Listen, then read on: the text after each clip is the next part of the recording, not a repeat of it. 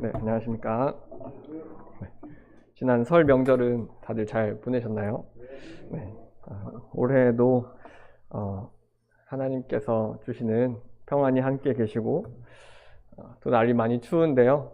늘 강건하시는 그런 한 해가 되시기를 소원합니다.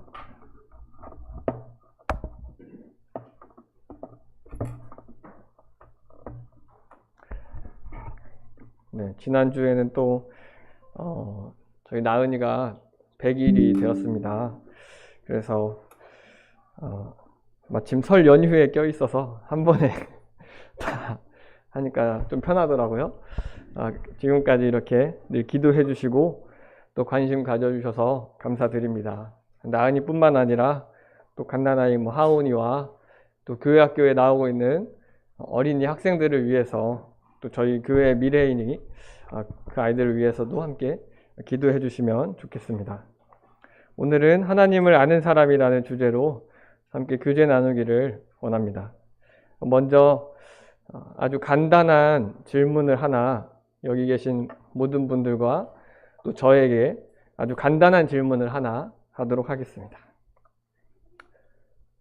하나님을 아십니까? 꼭 마치 도를 아십니까 같죠? 근데 도를 아십니까가 아니라 하나님을 정말 아십니까? 네, 아니요 라고 대답을 하시겠죠. 그렇다면 하나님을 아신다면 얼마나 알고 계십니까? 꽤 많이요 라고 대답을 하실 것 같습니다. 저희에게는 이 서술형 질문이 참 어렵기 때문에 객관식 번호로 좀 질문을 좀 바꾸겠습니다. 예를 하나 들어보겠습니다. 만약 다른 교회에 가서 제가 손영석 형제인데요. 혹시 손영석 형제를 아십니까? 라고 물어보면 한 4가지 정도의 반응이 있을 것 같습니다. 첫 번째는 무엇일까요? 아니요, 저는 그분의 이름을 들어본 적도 없고요. 잘 모릅니다. 이름도 못 들어봤기 때문에 당연히 뭐 하는 사람인지 어떻게 생겼는지도 모르겠죠. 두 번째로는 뭐라고 말할까요? 그 형제님 이름은 들어봤어요. 제가 그 형제님이 익산에 있다는 이름은 들어봤는데 어떤 사람인지 또 무슨 성격인지 무엇을 좋아하고 싫어하는지 무슨 일을 하는지는 잘 모르고 그냥 그런 분이 있다고만 들어봤습니다 라고 이야기할 것 같습니다. 그럼 세 번째는 이제 어떤 사람들일까요? 네, 어느 정도는 제가 알고 있습니다. 제가 이름도 좀 들어봤고요. 어디 수련회나 또는 강습회에서 그 형제님 오가는 걸 좀 보기도 했고 또는 인사 정도는 제가 좀 했습니다. 그래서 무슨 일을 하고 있고 또 어떠한 사람이고 이 정도는 알고 있지만 자세히 그 사람과 깊은 대화를 나눠본 적은 없고 또 무엇을 좋아하는지도 잘 모르겠고 어떤 성격인지는 정확히는 모르겠습니다 라고 이야기하겠죠. 이제 마지막 4번째는 어떤 사람일까요? 그 형제님이요. 저랑 친해요. 제가 종종 연락도 합니다. 또 전에는 몇 번 같이 동역도 해봤고요. 사역도 해봤고요. 깊은 대화를 좀 나눠봐서 그 형제님이 뭘 좋아하는지 뭘 싫어하는지 또 어떠한 성격을 가지고 있는지 정도는 알고 있습니다 라고 대답할 것 같습니다. 자, 그러면 이제 이 답변을 제가 아까 드린 질문에 한번 다시 적용해서 살펴보겠습니다. 다시 한번 여쭤보겠습니다. 하나님을 아십니까? 그렇다면 몇 번 정도로 아십니까?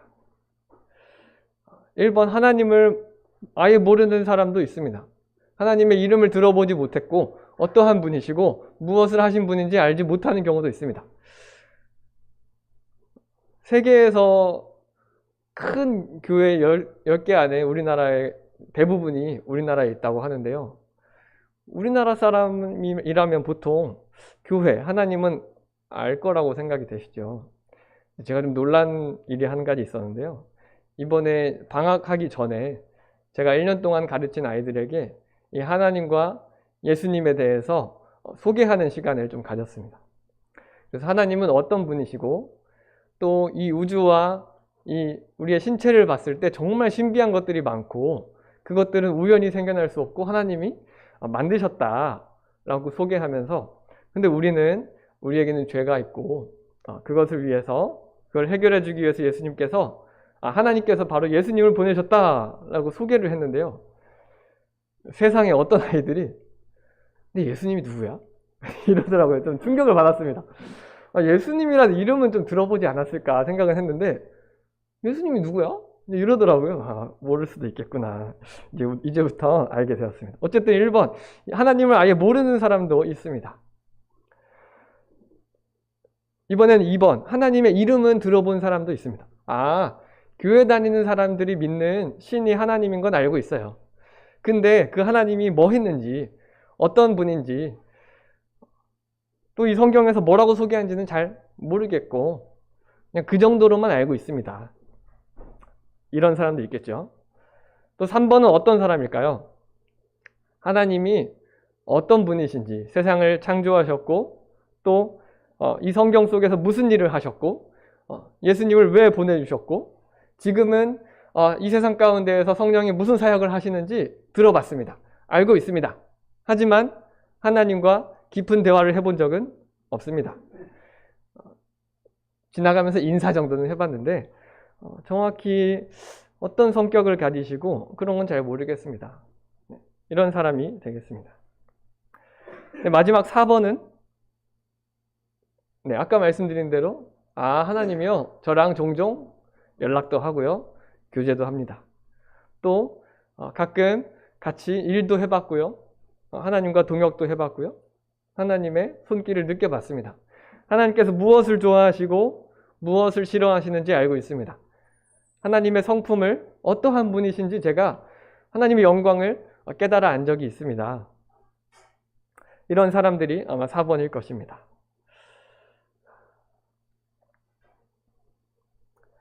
그런데 하나님께서 원하시는 하나님을 아는 모습은 어떠한 모습일까요? 함께 호세아 6장 6절 말씀을 잠시 살펴보기를 원합니다. 구약성경 1261쪽입니다. 호세아 6장 6절입니다.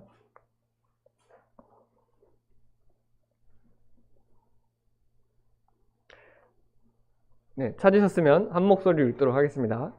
시작. 나는 인애를 원하고 제사를 원하지 아니하며 번제보다 하나님을 아는 것을 원하노라. 여기서 하나님께서 원하시는 것이 두 가지 나와 있습니다. 하나는 인애이고요. 하나는 하나님을 아는 것입니다. 여기서 인애는 히브리어로 헤세드라고 합니다. 하나님만이 가지고 계시는 고유한 성품인데요. 바로 한 대상을 향해서 정말 충성스럽게 사랑하고 자비를 내뿜는 그러한 마음을 말합니다.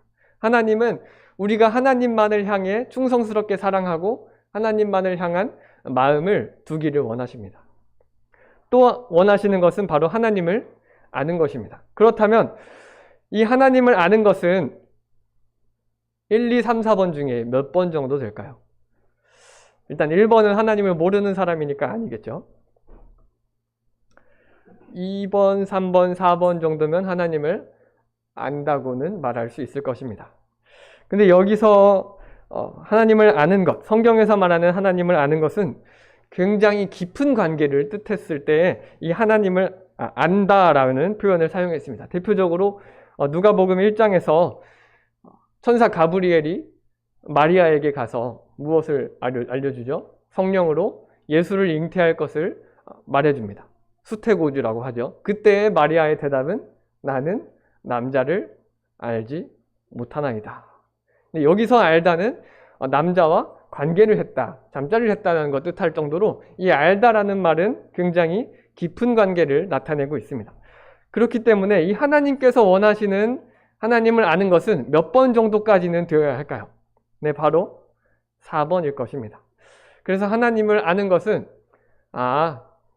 교회 다니는 사람들이 믿는 신이에요. 네, 그 정도. 이것은 하나님을 아는 것이라고 할 수 없다는 것입니다. 하나님께서 원하시는 하나님을 아는 것이 아닌 것입니다. 그렇다면 2번과 3번은 우리가 하나님을 안다고 말하기보다는 하나님의 대해서 안다고 말할 수 있을 것입니다. 4번이어야 바로 하나님께서 원하시는 하나님을 아는 사람인 것입니다. 그렇다면 다시 한번 질문을 드려보겠습니다. 하나님께서 원하시는 만큼 아십니까? 과연 4번처럼 하나님을 우리는 알고 있는지 생각을 해보기를 원합니다.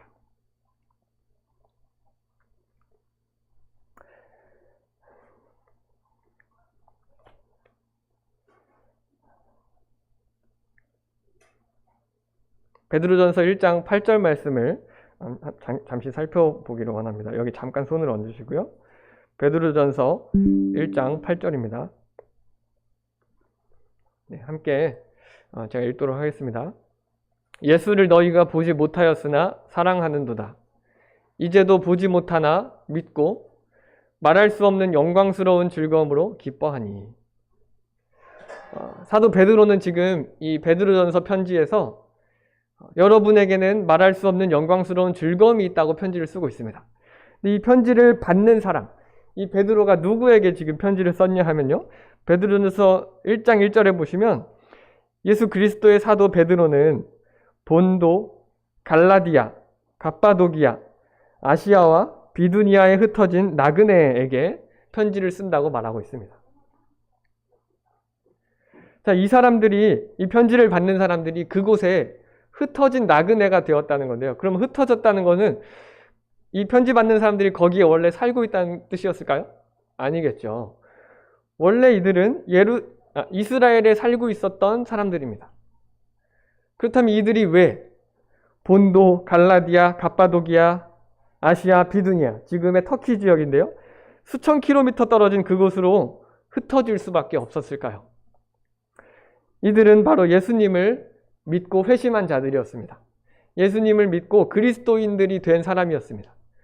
그런데 이 그리스도인들에 대한 핍박, 박해를 견디지 못하고 그곳으로 떠나가버린 나그네인 것입니다.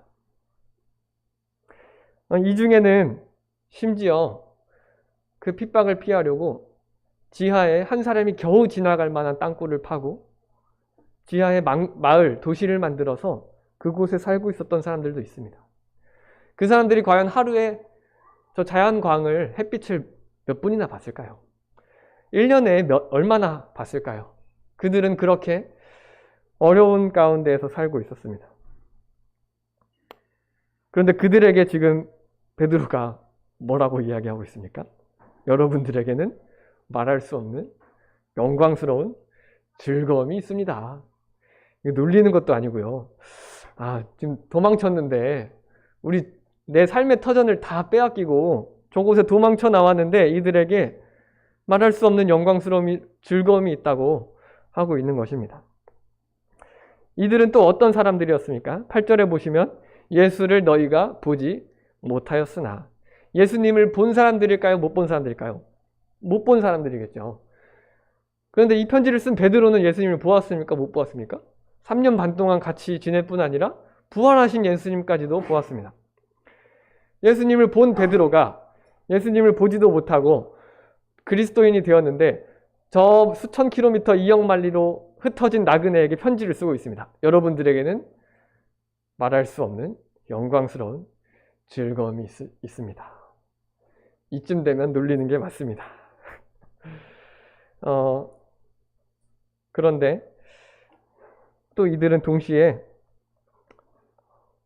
1장 7절에서 너희 믿음의 확실함은 불로 연단하여도 없어질 금보다 더 귀하다. 이들에게는 불로 연단하여도 없어질 금보다 더 확실한 믿음을 가지고 있었습니다. 이러한 상황에 처해진 그리스도인들에게 말할 수 없는 영광스러운 즐거움이 있습니다. 그렇다면 그보다는 조금 저희가 낫겠죠. 저희는 적어도 삶의 터전은 있으니까요. 집에 빨간 딱지가 붙어서 도망치는 일이 없는 이상 이와는 좀 비슷하거나 나은 상황일 것입니다. 그런데 우리에게는 과연 정말 말할 수 없는 너무나 경이롭고 놀라워서 말조차 안 나오는 그러한 영광스러운 즐거움이 있으십니까? 우리 주변 사람들은 우리에게 뭐라고 말합니까? 아니, 일주일에 몇 번이나 교회를 가세요. 또 가세요, 교회를. 일요일에도 가세요.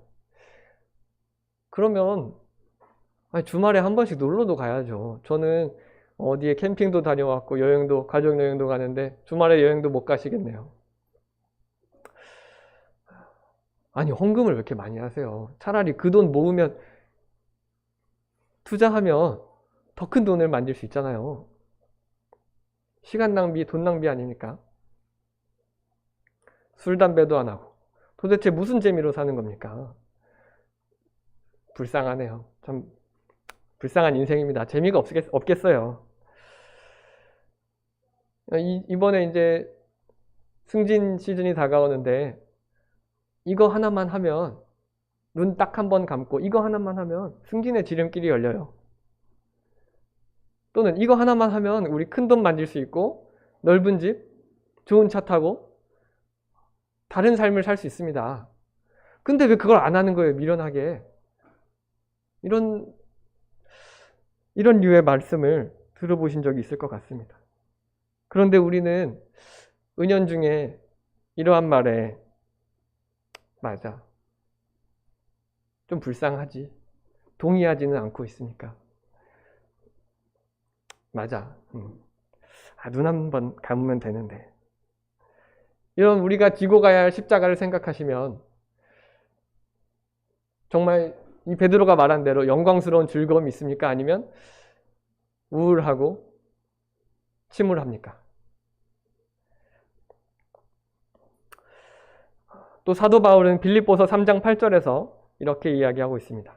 또한 모든 것을 해로 여김은 내 주 그리스도 예수를 아는 지식이 가장 고상하기 때문이라. 내가 그를 위하여 모든 것을 잃어버리고 배설물로 여김은. 이 사도 바울은 무엇을 잃어버렸습니까? 무엇을 잃어버렸을까요? 주 예수 그리스도를 믿고 회심한 이후부터 잃어버린 것들이 있습니다. 그 사람은 원래 로마의 시민권자였고요. 또 가말리엘이라는 그 당시 최고의 석학, 최고의 율법학자 밑에서 배우는 문화생이었습니다. 어쩌면 그도 회심하지 않았더라면 지금 유대인들이 믿고 또 따르고 있는 율법서 미시나에 자기 이름이 오르락 내리락 할 수 있는 그러한 영광이 주어졌을지도 모르겠습니다. 그런데 이 바울은 주 예수 그리스도를 위하여 모든 것을 잃어버렸다고, 또 잃어버릴 뿐만 아니라 배설물로 여겼다고 말하고 있습니다. 우리는 무엇을 잃어버렸습니까? 예수님을 믿고 회심한 그리스도인이 되어서 가끔은 체면을 구기는 일도 생기셨을 것이고, 또 돈이나 시간, 또 때로는 명예를 잃어버리기도 하셨을 것입니다. 그리고 세상이 주는 쾌락을 우리는 포기하였습니다. 그런데 이것들을 바로 배설물로 여겨야 한다는 것입니다. 배설물에는 어떤 특징이 있습니까? 더럽죠. 쓸모도 없죠. 그러면 혹시 배설물에 미련을 가지신 분을 본 적이 있습니까? 내가 어제 어제 싼 똥이 모양이 참 괜찮았는데 괜히 흘려보냈어. 미련이 남는데. 내가 어제 싼 똥이 빛깔이 딱 좋았는데 괜히 버렸어. 좀 아쉽네. 이런 미련 가지신 분 없습니다. 그쵸? 저도 저희 나은이 이제 똥을 싸면 기저귀를 갈죠. 기저귀를 갈 때 밑에 이제 새로운 기저귀를 깔아주는데요. 가끔 갈다 보면 이 한 방울이 그 새 기저귀에 묻어요. 그러면 이 새 기저귀를 가끔은 이제 쓸 때도 있지만 아까워요. 아깝지만 이거를 버리죠. 버리면서도 아까운 마음이 듭니다. 왜 그럴까요? 이 똥 한 방울이 아까울까요? 아닙니다. 바로 이 기저귀가 아까운 거죠. 우리는 이 배설물을 아까워하거나 미련 가진 사람은 단 한 명도 없습니다. 우리는 과연 우리에게 이러한 말할 수 없는 영광스러운 즐거움이 있는지, 또 잃어버린 것들을 미련 같지 아니하고 배설물로 여기고 있는지 돌아봐야 할 것입니다. 로또에 당첨된 사람을 한번 생각해 보겠습니다. 저도 당첨되지는 않아봤는데요. 로또 1등에 당첨되면 서울에 있는 그 은행 본점으로 직접 찾아가야 한다고 합니다. 그럼 직장에 다니고 있는 사람은 어떻게 할까요? 직장에 다니고 있는 이 사람이 로또에 당첨되었으면 하루 연차를 쓰겠죠. 뭐 사표를 쓰기 전에 하루 연차를 쓸 겁니다. 저 연차 쓰고 서울에 좀 다녀오려고 합니다. 왜 굳이 지금 써요? 이 사실을 모르는 사람들은 그러겠죠. 로또에 당첨된다는 사실을 모르는 사람들은 아니 나중에 여름 휴가 때 하루라도 더 붙여 쓰지 왜 지금 연차를 쓰세요? 아깝게. 그럴 만한 일이 있습니다. 아니 서울 왔다 갔다 하는 교통비만 해도 얼만데 아깝잖아요. 돈 아까운데 왜 굳이 가세요? 가서 뭐 한다고요? 그럴 만한 일이 있습니다. 하루 다녀오면 가는데 몇 시간 오늘 아침에 가면 저녁에 온다고 하면 가서 뭐 하지도 못할 것 같은데 왜 굳이 연차를 쓰고 서울까지 가려고 하십니까? 시간이 아깝지 않습니까? 이 사람은 이제 어떻게 할까요? 혼자만 알고 있는 그 기쁨 속에서 배시시 웃으면서 그럴 만한 일이 있어요. 그 안에 정말 놀라운 영광스러운 말할 수 없는 그런 즐거움이 있지 않겠습니까? 바로 우리도 이와 같다는 것입니다. 그래서 우리는 하나님을 알아가는 그러한 기쁨을, 즐거움을 함께 얻기를 원합니다. 하나님을 왜 알아야 되고 또 하나님이 어떤 분이시고 함께 살펴보는 시간들을 갖기를 원합니다. 하나님을 알아가기에 앞서서 두 가지의 주의할 점이 있습니다. 바로 첫 번째는 우리가 하나님을 많이 알지 못하면서도 하나님에 대해서는 많은 것을 알 수 있다는 것입니다. 바로 아까 2번과 3번과 같은 사람들을 가리키는 말입니다. 하나님과 깊은 교제를 나누지 못하였더라도 또는 하나님의 그런 능력을 경험하지 못하였더라도 하나님과 동역하지 않았더라도 하나님이 어떠한 분이신지는 우리가 찾아볼 수 있다는 것입니다. 요즘 책이나 또 유튜브가 굉장히 많이 발달해 있습니다. 그래서 그것들만 살펴봐도 거기에서 나와 있는 신앙서적이나 신학에 관련한 지식만 찾아보아도 우리는 얼마든지 조직신학, 구원론, 신론 이러한 하나님에 관한, 하나님에 대한 지식들을 살펴볼 수는 있습니다. 또 이 구원과 창조에 대해서 논리적으로, 과학적으로 변증하고 설명하는 것을 얼마든지 우리는 배우고 익힐 수 있습니다. 성경에 관한 지식, 배경들, 역사, 지리 이것들도 우리는 하나님을 알지 않고서도 하나님을 많이 알지 않고서도 이것들을 할 수 있다는 점입니다. 또 두 번째로는 우리가 하나님을 많이 알지 못하면서도 무엇에 대해서는 바로 경건에 대해서는 알 수 있다는 사실입니다. 경건은 무엇입니까? 저분은 참 경건해. 하나님과 올바른 관계를 맺고 있다는 의미입니다.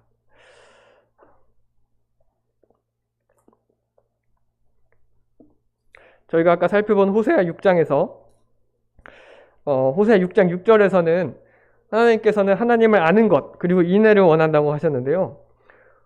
6장 1절부터 3절까지는 아마 많이 들어보신 말씀이 있을 것입니다. 오라 우리가 여호와께로 돌아가자. 우리가 여호와를 알자. 힘써 여호와를 알자. 지금 하나님을 향해 회개하고 돌아가려는 그러한 절절한 마음이 보이십니까?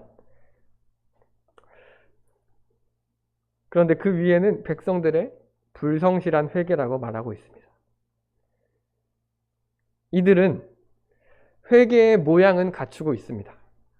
경건의 모양을 갖추는 사람들처럼 회개하는 그 모양새, 구식은 갖추고 있습니다. 그러나 그 가운데 정말 하나님을 찾으려는, 하나님께 돌아가려는, 하나님을 알려는 마음은 없다는 사실입니다. 자녀들이 잘못하면 회초리를 때리죠. 그러면 그 자녀는 뭐라고 말합니까? 잘못했어요. 죄송합니다. 라고 말을 하죠. 근데 그 잘못했어요. 죄송합니다가 두 가지 경우가 있을 것입니다. 하나는 정말로 반성하고 뼈저리게 후회하고 있는 죄송합니다가 있고요. 또 하나는 뭘까요? 맞기 싫어서, 아파서 죄송합니다. 잘못했어요 하는 게 있을 것입니다. 이처럼 우리가 하나님을 아는 것에 대해서도, 하나님을 아는 그 경건에 대해서도 그 경건의 모양새만 갖추는 것이 가능하다는 겁니다. 아, 그리스도인들은 저래야 하는구나. 기도할 때는 저렇게 하는 거구나. 또 예배드리는 모습은 저렇게 하는 거구나. 그런 모양새는 우리가 얼마든지 보고 배울 수 있다는 것입니다. 이것은 하나님을 알지 못하면서도 가능하다는 것입니다.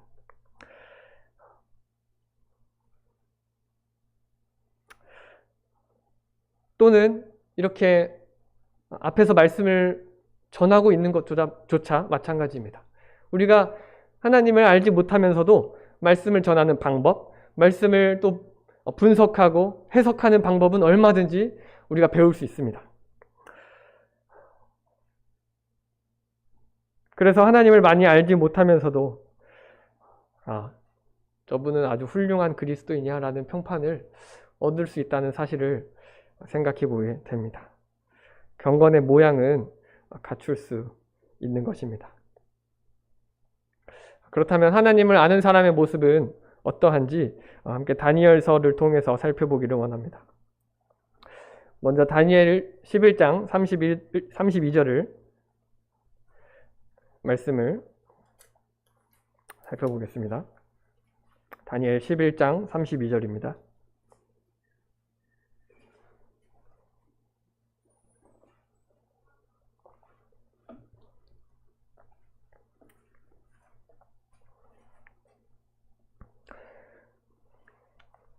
다니엘 11장 32절 뒷부분을 제가 읽도록 하겠습니다.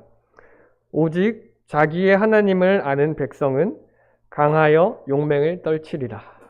하나님을 아는 백성은 강하고 용맹을 떨친다고 말하고 있습니다. 자, 주변에 하나님을 아시는 분들을 한번 보시죠. 강하고 용맹을 떨치고 계십니까? 어떠신가요? 너무 착하시고 잘 순종하시고 그러시죠. 여기서 말하고 있는 이 강하고 용맹을 떨친다는 말은 드세거나 또는 고집이 세다거나 이런 것을 말하는 것이 아닙니다. 여기서 자기의 하나님을 아는 백성은 강하고 용맹을 떨친다고 말씀하고 있는데요.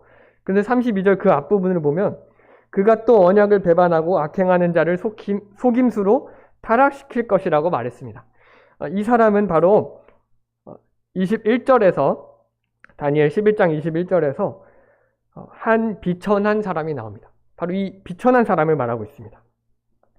한 비천한 사람은 왕권을 잡게 되고 또 이 지역을 다스리며 하나님을 알지 못하도록 속임수로 타락시키고 바알을 따르게 하는데 그와 반해서 하나님을 아는 백성은 어떻다고요? 강하고 용맹을 떨친다는 사실입니다. 지금 이 다니엘 11장은 하나님께서 다니엘에게 보여주신 예언입니다. 그래서 말라기와 마태복음 사이 성경에 나오지 않는 그 부분에 있는 예언 중에 하나인데요. 바로 이 비천한 사람은 안티오쿠스 4세를 가리킨다고 합니다. 그래서 이 왕은 어떻게 했냐면요. 이 이스라엘 지역을 통치하는 거대한 제국을 다스리는 왕이었는데요. 이 왕은 성전을 더럽히고 이 유대인들에게 하나님을 섬기지 못하도록 했습니다. 이방신을 섬기도록 한 것입니다. 그러자 이에 대항해서 마카비라는 사람이 쿠데타를 일으킵니다. 이 사람은 하나님을 아는 백성이었습니다. 여기 32절에서 말하는 그 하나님을 아는 백성은 그 마카비를 가리킵니다. 이 사람은 그러한 안티오쿠스의 이방신을 섬기도록 하는 명령에 반해서 쿠데타를 일으켰고 하스모니안 왕조라는 새로운 국가를 이 이스라엘 지역에 세우게 되는 겁니다. 그래서 이 강하고 용맹을 떨친다는 것은 무섭거나 드세고 완고하고 고집이 센 것을 말하는 것이 아니라 하나님을 거스르도록 하는, 하나님을 대적하는 것에 반하는, 그것을 따르지 않고 대항하는 그러한 것을 의미합니다. 또 하나님께서 명령하신 그 거룩함을 지키기 위해서 노력하고 애쓰는 것을 말합니다. 하나님을 아는 사람은 이처럼 하나님을 누군가가 모욕했거나 하나님을 대항하도록 시켰을 때 그에 따르지 않고 거룩을 지키도록 하는 그러한 모습인 것입니다. 그래서 다니엘 1장에서는 다니엘과 세 친구들이 왕궁에서 주는 음식을 먹지 않죠. 왜 그렇습니까? 자기의 거룩을 지키려고. 3장에서는 금신상을 섬기고 숭배하라는 그 왕의 명령에 거부합니다. 다니엘 6장에서는 다니엘이 모든 기도를 금지한 이 왕의 명령을 따르지 않습니다. 도리어 창을 열고 기도하는 모습을 우리는 볼 수 있습니다. 예수님께서도 그러하셨습니다. 요한복음 2장에서 보시면 성전을 사람들이 상업적 행위의 중심지로, 또 유월절이 돈을 버는 수단으로 바뀌자 그 성전을 뒤엎고 이곳을 깨끗하게 하시며 의로운 분노를 일으키셨습니다. 하나님을 아는 사람은 하나님을 위한 열정, 하나님을 섬기려는, 거룩을 지키려는 그러한 열정을 가지고 있다는 사실입니다. 두 번째로는 하나님을 아는 사람은 아주 위대한 생각을 품고 있습니다. 바로 하나님이 어떠한 분이신지 이미 하나님과 교제하였고 하나님의 일을 경험하였기 때문에 하나님이 위대하신 분이고 영광 받으실 분이라는 사실을 알고 있다는 사실입니다.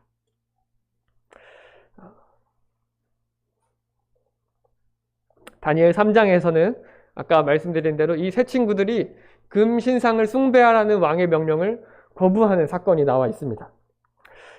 그런데 이걸 거부하는 사람들은 어떻게 한다고 했죠? 이 금신상을 만들 때 사용했던 풀무불에 던져넣겠다고 왕이 말했습니다.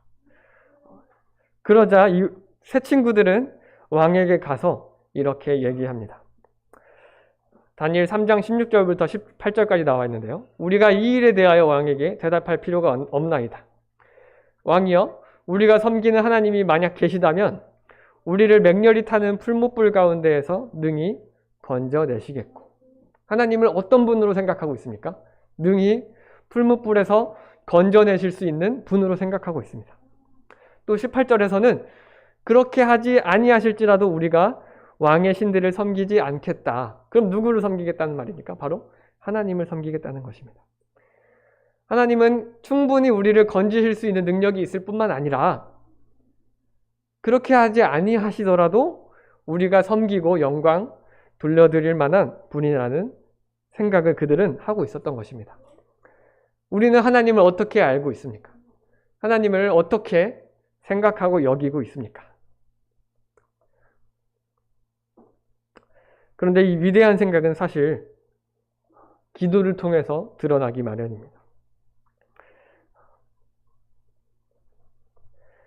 다니엘 2장 20절에서 느부갓네살의 꿈을 해몽할 때에 하나님께 이러한 기도를 드렸습니다. 영원부터 영원까지 하나님의 이름을 찬송할 것은 지혜와 능력이 그에게 있음이로다.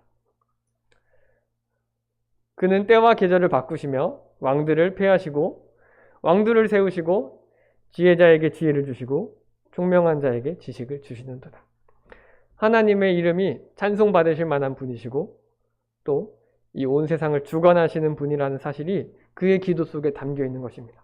우리는 어떤 기도를 하고 있습니까?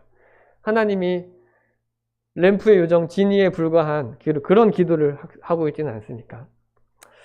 저희가 금요일에 살펴보았던 대로 이 다윗도 하나님을 향한 이러한 마음을 가지고 있었습니다. 그가 원하는 성전을 짓고 싶었지만 그것을 거절당했을 때 하나님을 원망하거나 하나님을 향한 어떠한 말을 한 것이 아니라 하나님을 정말 찬송받으실 만한 분이십니다 하는 그러한 기도를 드린 것입니다. 세 번째로는 하나님을 아는 사람은 하나님을 위한 담대함을 가지고 있습니다. 다니엘 3장에서 세 친구들 사드락, 메삭, 아벳느고가 금신상 숭배하기를 거부했는데요.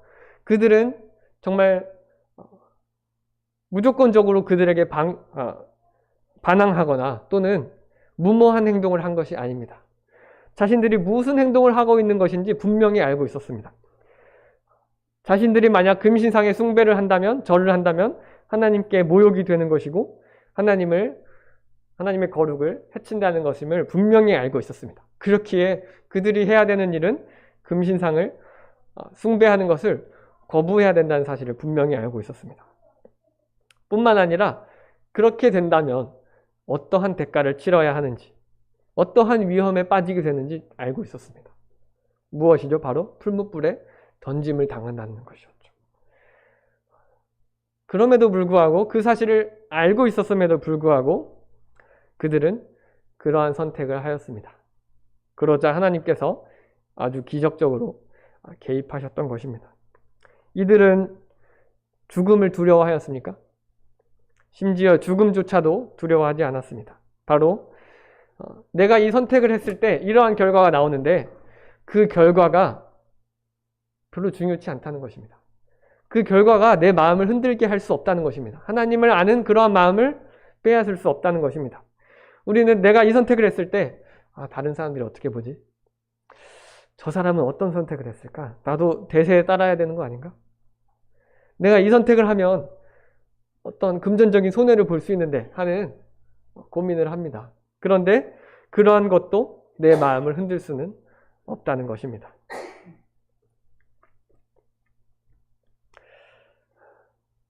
사도 바울은 사도행전 20장 24절에서 나의 생명조차 조금도 귀한 것으로 여기지 않는다고 고백하였습니다.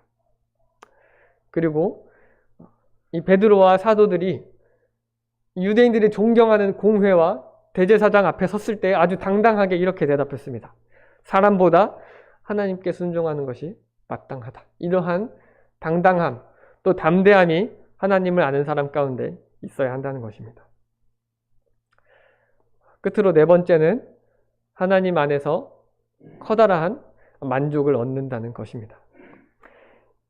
저희가 아까 살펴본 이 세 친구가 대답한 모습을 다시 살펴보면 하나님은 능히 이 풀무불에서 건져낼 수 있는 분일 뿐만 아니라 그렇게 하지 않더라도 우리는 상관이 있다 없다. 상관이 없다는 것입니다. 그렇게 하지 아니하실지라도 우리는 만족합니다. 우리가 풀무불에 던짐을 당하더라도 우리에게는 불평이 없습니다. 우리를 살리지 아니하시더라도 살릴 수 있는 능력이 있지만 아니하시더라도 우리에게는 불만이 없습니다. 라는 것입니다. 제가 시 한 편을 소개하려고 하는데요. 하나님을 아는 사람들은 오래 사는 게 좋을까요? 짧고 굵게 사는 게 좋을까요? 저는 연금을 좀 많이 받고 싶어서 얇고 길게 살고 싶은데요. 시 한 편을 소개하겠습니다. 주님, 내가 살든지 죽든지 그것은 내가 상관할 바가 아닙니다. 당신을 사랑하고 섬기는 일이 나의 몫이니 주의 은혜로 이것을 주시옵소서. 인생이 길면 나는 기뻐하리니 내가 오랫동안 순종할 수 있기 때문입니다. 인생이 짧다 해도 내가 왜 슬퍼하리요? 끝없는 날로 날아오는데 말입니다. 참 우리는 사람은 본래 죽음을 두려워할 수밖에 없습니다. 그런데 인생이 길다고 만족하지 못하는 것도 아니고 인생이 짧다고 해서 만족하지 못하는 것도 아닙니다. 왜 그렇습니까? 인생이 길면 우리는 오랫동안 하나님께 순종할 수 있는 그런 영광을 받기 때문입니다. 인생이 짧으면 우리는 왜 만족할 수 있습니까? 하나님의 그 영원한 나라와 영원한 교제 가운데 함께 할 수 있기 때문입니다. 오늘은 하나님을 아는 사람의 모습에 대해 살펴보았습니다. 하나님은 아주 영광받기 합당하신 분이라는 우리는 그런 위대한 생각을 가지고 있고 하나님을 위한 열정, 담대함, 만족을 가진 사람들입니다. 참 하나님은 우리가 평생토록 알아도 알기 어려운 정도가 아니라 불가능합니다. 그렇지만 그럼에도 불구하고 우리는 평생 동안 하나님을 아는 사람이 되어야 할 것입니다. 예수님께서는 분명히 우리에게 찾으라 그리하면 찾아낼 것이라고 약속하셨습니다. 하나님을 찾도록, 하나님께서 우리를 보여주시도록 간구하며 또 하나님을 알아가는 우리 모두가 되기를 소원합니다. 그럼 같이 기도드리고 오늘 말씀을 마치도록 하겠습니다.